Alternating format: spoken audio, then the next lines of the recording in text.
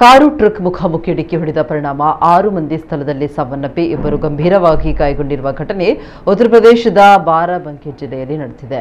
ರಾತ್ರಿ 10 ಗಂಟೆ ಸುಮಾರಿಗೆ ಅಪಘಾತ ಸಂಭವಿಸಿದೆ ಎನ್ನಲಾಗಿದೆ. ಅತಿ ವೇಗದಿಂದ ಬರ್ತಾ ಇದ್ದ ಟ್ರಕ್ ಚಾಲಕನ ನಿಯಂತ್ರಣ ತಪ್ಪಿ ಮುಂದೆ ಬರ್ತಾ ಇದ್ದ ಕಾರಿಗೆ ಡಿಕ್ಕಿ ಹೊಡೆದಿದೆ. ಡಿಕ್ಕಿಯ ರಭಸಕ್ಕೆ ಕಾರು ಸಂಪೂರ್ಣ ನಜ್ಜುಗುಜ್ಜಾಗಿದ್ದು 6 ಮಂದಿ ಸ್ಥಳದಲ್ಲೇ ಮೃತಪಟ್ಟಿದ್ದಾರೆ.